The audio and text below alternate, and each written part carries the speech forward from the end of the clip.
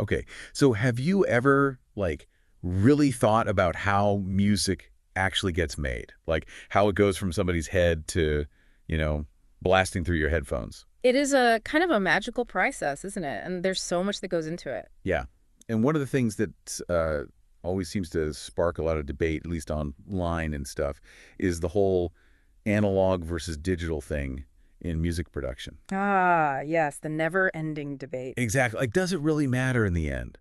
If you're trying to make, like, really awesome music, is it all about having those, like, super expensive vintage analog synths, or, can you really get amazing results with just your laptop and some good software? Yeah, it's a question a lot of people have, especially with so many different options out there these days. That's what we're diving into today. And you Yeah. know what? You actually sent me some really cool articles about this. Yeah, there's been some really interesting stuff written about both sides of this whole analog digital thing. So basically, in this deep dive, we're going to, like, break it all down. What's the real difference between analog and digital?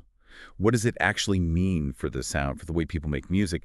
And ultimately, what really matters when it comes to, like, producing truly great music? Exactly. We'll try and cut through all the jargon and get to the heart of what it all means for both the creators and, of course, for the people listening. Awesome.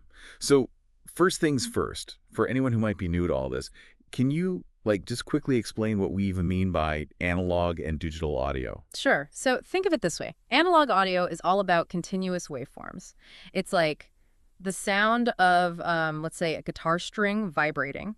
That vibration creates a continuous wave that travels through the air, All right? right. Analog tech captures and processes that continuous wave using, well, physical components.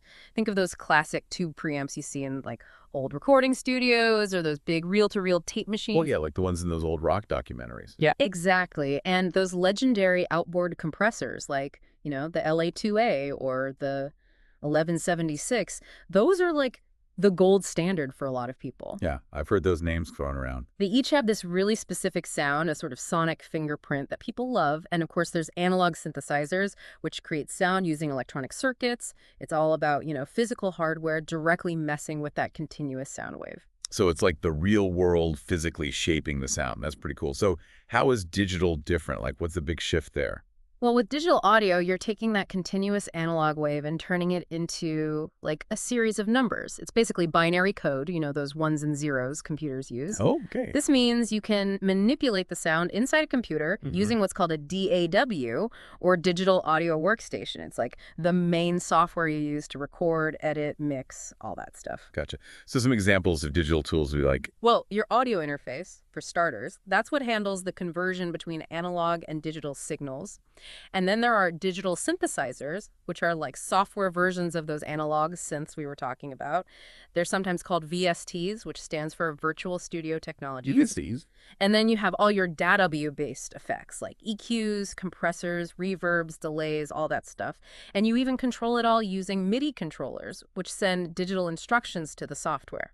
Wow. So analog is like hands-on, Yes. physically shaping the sound, and digital is like taking a super detailed snapshot of the sound and messing with it using numbers in a computer. Yeah, that's a great way to put it. And what's fascinating is how this fundamental difference in how audio is like represented and processed affects basically everything about how you make music. Yeah, the articles you send talk about some pretty big differences. So, like, what are some of the key things we should keep in mind as we, dig into this whole analog versus digital thing? Well, one of the biggest ones, and the one that always gets people talking, is sound quality.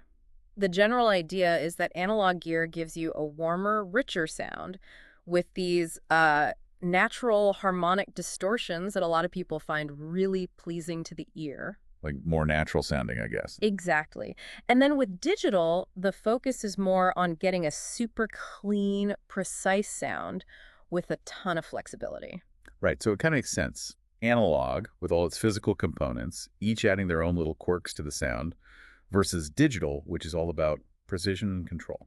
Yep, that's a good way to think about it. Okay, so what about, like, the actual processing of the sound? How do they differ there? So with analog, everything happens in the hardware. Like let's say you have that LA2A compressor we mentioned earlier. It's a physical box that does one specific thing. If you need another compressor, you need another physical box. Makes sense. But in the digital world, it's all software. You can have like a million different compressor plugins running at the same time inside your DAW. The only real limit is how powerful your computer is.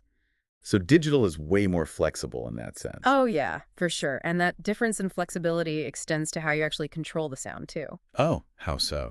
Well, with analog, you're pretty limited to whatever knobs and switches are on the front panel of the gear. If you want to automate those controls, you often have to physically twist the knobs or use external equipment. But with digital plugins, you have like ridiculously detailed control over every little aspect of the sound. Really? Oh, yeah. And you can automate everything super precisely, too. This ability to fine tune every little detail and recall those settings instantly has completely changed how people make music. Oh, it sounds like digital has some pretty big advantages there. But I mean, obviously analog gear is known for being pretty expensive, right? Yeah, especially if you're talking about vintage stuff or really high-end gear, it can cost a fortune. And then you have to factor in maintenance, repairs, and, actually having the space to store all those big boxes. Right, that all adds up. Whereas with digital, you can get a surprisingly powerful setup for a lot less money. You can basically have a whole studio in your backpack these days. Yeah, that's pretty amazing. So I guess it's safe to say that analog and digital also have very different workflows. Oh, yeah, totally. Working with analog gear is super hands-on. You're physically touching knobs, patching cables, really getting in there. It sounds almost like more intuitive in a way. Yeah, definitely. But the downside is that it's really hard to recall your settings exactly. You have to rely on really detailed notes or just your memory, which, let's be honest, isn't always perfect. Yeah, I can see how that could be a problem. But with digital, you can save every single setting in your project and reload it instantly. It's a total lifesaver when you're making revisions or working on something over multiple sessions. That sounds super convenient. Okay, so let's go back to sound quality for a second. You mentioned earlier that analog is often associated with warmth, those natural harmonic distortions. Is that something digital can really replicate? That's the million-dollar question, right? And there are some very passionate opinions on both sides. Oh, I bet. There's no doubt that analog gear has a certain sonic character that's hard to describe, but, a lot of people just love it. Those little imperfections and the way analog circuits respond when you push them hard, that's what people call saturation. It can add a real richness and depth to the sound. So is that something that digital, just can't do? Well, the thing is, digital processing has come a long way. There are companies like UAD, Waves, and Slate Digital that are making plugins that are incredibly good at emulating those same characteristics of analog gear. They use some pretty mind-blowing algorithms to model the behavior of tubes, transistors, all that stuff. So for someone who's wondering if they're missing out by not having all this crazy expensive analog gear, it sounds like they can get pretty close with software these days. Yeah, for sure.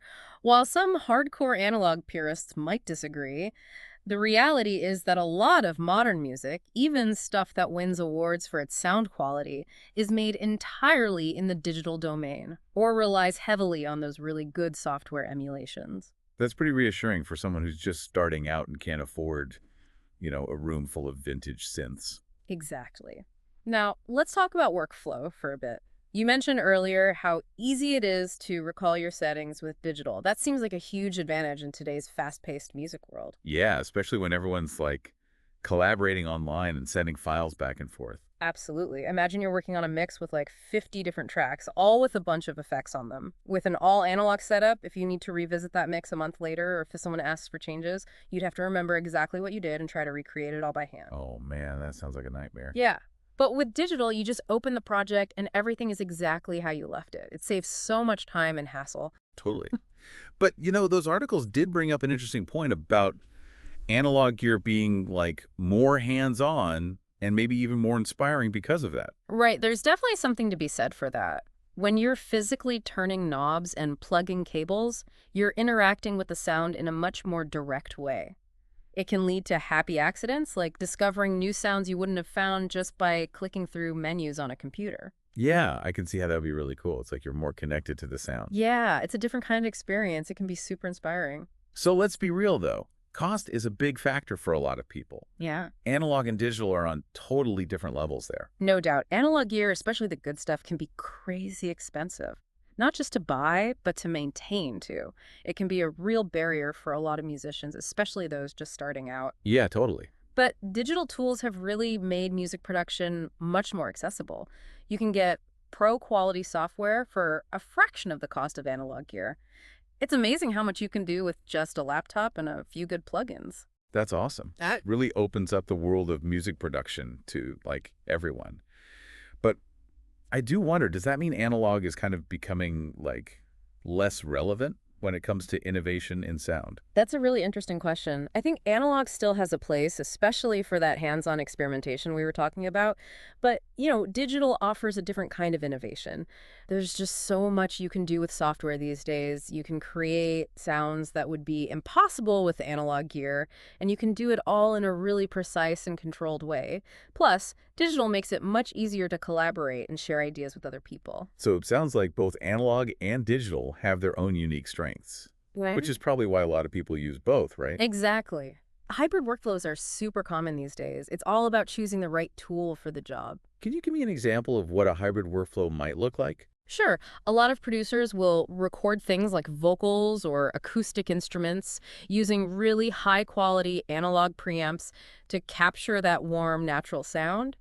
But then they'll mix and master everything in the digital domain using plugins for their flexibility and recallability. That's cool. So you get the best of both worlds. Exactly. It's about being smart and strategic with your tools. Okay, so we've talked a lot about the technical stuff and the differences between analog and digital. But, at the end of the day, what really matters is the music itself. Does having all this fancy gear actually guarantee that you'll make good music? That's the thing. The gear is just a tool. It's like having a really nice set of paintbrushes. It doesn't mean you'll automatically paint a masterpiece. Right. You still need to be a good painter. Exactly. The most important thing is having the skills, the creativity, and the understanding of sound to make something that actually connects with people. So it's not about the gear, it's about the person behind the gear. Absolutely. And, I think digital tools have actually empowered a lot of people to make really amazing music. You don't need $1 million worth of analog equipment to create something great. That's a good message. It's all about honing your skills and developing your ear no matter what kind of gear you're using. Couldn't have said it better myself. So, to wrap it all up, it seems like the choice between analog and digital isn't really about one being better than the other, but more about understanding what each one brings to the table. Totally. And then using the right tools for your specific needs and style. Awesome. Well, this has been a really cool deep dive into the world of analog and digital in music production. Hopefully everyone listening has a better sense of what really matters when it comes to making great music. Thanks for having me on the show. It's been fun. As always, thanks for tuning in to the deep dive. And remember, whether you're into analog, digital, or a bit of both, the most important thing is to just keep creating. Couldn't agree more. We'll catch you next time. See you then.